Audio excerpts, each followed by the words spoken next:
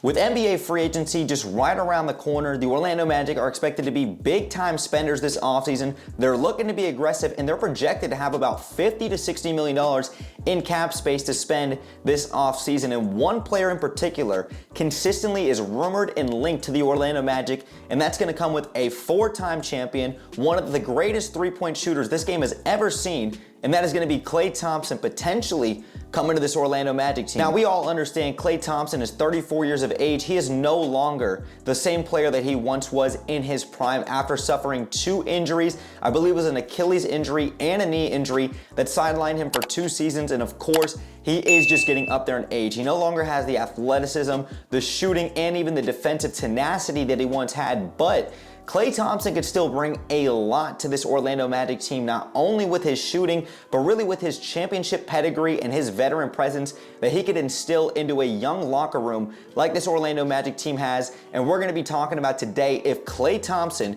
should come to the Orlando Magic and if the Magic should want to pursue a guy like Klay Thompson. Now, on June 30th, that is when free agent negotiations can begin with players not on your own team. And then on July 1st is when the free agency moratorium begins at 12:01 a.m. Eastern. That is when negotiation periods can begin from July 1st through the 6th, which means that teams may not sign most free agents or make trades. Basically, it's a verbal agreement. Nothing is physically signed until July 6th, which is when each NBA team may begin signing free agents to contracts as of 12:01 p.m. on July 6th. And at the end of the season interviews, when teams were leaving, Coach Mosley was asked about the idea about making transactions this offseason and what the Magic will look for in potential acquisitions coming to this team. And Coach Mosley had stated it's going to be the right person to join this group. You know, you don't want to make moves for the sake of making moves. You have a group of young men, again, that we've talked about, that pull for one another, that strive for one another, that lift each other up and empower each other to do the right thing and play the right way and defend at a high level and share the basketball. All of those things. And when you put the pieces into that, you want to make sure it's the pieces that fits both on and off the court. Now, really getting back to Klay Thompson, if you did not see, Klay Thompson already unfollowed the Golden State Warriors on Instagram, and any of his Warriors-related pictures on Instagram have been deleted, and now you've seen the picture where he's following Paolo Banchero on Instagram, and it definitely brings up the question, what is Klay Thompson trying to do? Is he trying to get leverage from the Warriors, or is he really making a statement that he is very interested in coming to Central Florida, playing with this young, gritty Orlando Magic team that is on the rise, and play in a state with no state income tax where he can make a lot more money than he would be making in California?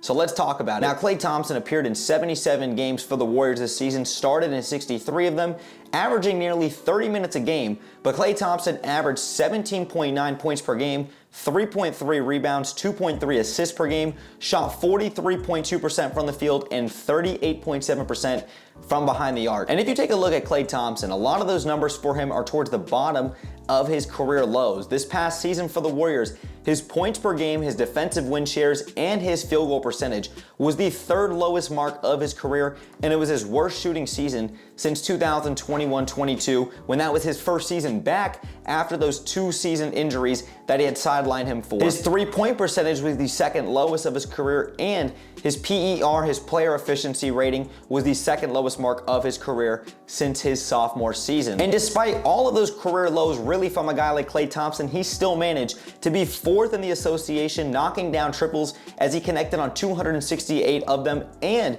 he was 3rd in the association, only behind guys like Lauri Markkanen and Dante DiVincenzo in catch and made three-point shooters a game, which would make him 3rd in the association. And we know Orlando struggled mightily from three-point range last season. Franz Wagner had a terrible three-point shooting season. Last year, Jalen Suggs had an emergence. Gary Harris was inconsistent. Overall, we know this Orlando Magic team was not shooting the ball well from behind the arc and really just from the field in general. Take a look at where Orlando ranked last year in the regular season. Orlando was 26th in three-point percentage. They were 34.8% from behind the arc. They were 15th, so about middle of the pack in field goal percentage, 47.2%, 19th in effective field goal percentage, 53.7%, and they were tied for dead last in the association in three-pointers made per game in the regular season, averaging 11 three-pointers made. The shooting needs to improve, especially when you need to space the floor around Franz Wagner, Paolo Banchero, guys who like to get on the inside, and then you can really create space opening up the floor. But let's take a look at the numbers, not just in the regular season, let's take a look at the numbers for the Magic in the postseason. They obviously played 7 postseason games, and despite that, they were 5th most in three-pointers attempted per game, averaging 33.3 three-point attempts per game in the postseason, and they were also 4th worst in three-pointers made per game at 10.3 out of everybody in the postseason, and they were also 3rd worst in three-point percentage in the postseason, 30.9%. That is not going to get the job done, especially in a half-court offense when teams in the postseason like to get back and set their defenses. Now really back to Klay Thompson again. Like I mentioned earlier, Klay Thompson is no longer the shooter, the athlete, or even the defender that he once was in his prime, but he can definitely come in and help this Orlando Magic team. Not only is he going to be a veteran presence both on and off the court, I also think that his defensive inefficiencies can be made up for by the rest of this team. You've got Jalen Suggs, who just made an All-NBA defensive team. Maybe the Magic will continue to keep Jonathan Isaac around after his deal is non-guaranteed, and you're still going to have one of the top defensive units in the game of basketball. And even though, like I said, Klay Thompson is no longer the same sniper anymore, the fact that he is a threat to shoot from deep, especially being the 3rd best last year in the association with catch-and-made three-pointers. You get a guy like Franz Wagner or Paolo Banchero, get these guys on the block, and when that trap comes, you know you have a guy who is at least a threat on the perimeter to be an elite catch-and-shoot jumper from the perimeter. That is where Klay Thompson could make his mark for this Orlando Magic team. Now, where's my verdict when it comes to a guy like Klay Thompson? For me personally, I'm not handing out a 3 or 4 year deal to a 34-year-old aging, declining Klay Thompson. I am not paying this guy max money. I'm not paying him over $100 million. Now, there might be some Magic fans, and maybe Jeff Wellman, Anthony Parker, and the rest of the Orlando Magic front office really values a guy like Klay Thompson. Not only what he's going to bring onto the court, but what he can bring off the court. My thing is, I think that Klay Thompson's in a decline. I believe that injuries have caught up to him, and of course, he no longer is the same player that he is anymore. I would be willing to pay Klay Thompson a 2-year deal, preferably with a player option or a club option going into his 2nd year, and I'd be willing to give this guy a 2-year, $50 million contract. He's going to make a majority of that money, not just with the signing bonus, but also in a state with no state income tax, and he's going to be able to live in a nice, sunny, warm place like he was in California, but also now with no state income tax and a young and up-and-coming Orlando Magic team.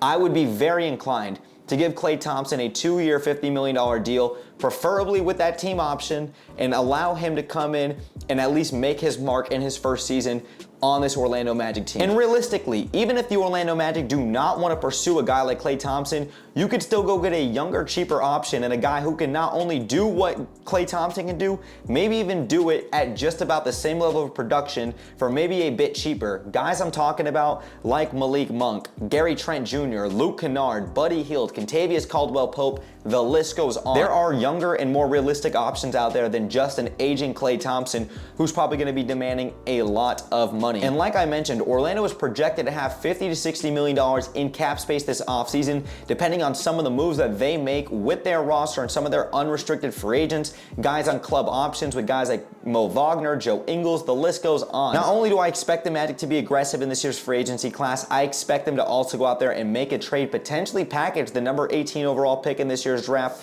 and try to get a big-time player.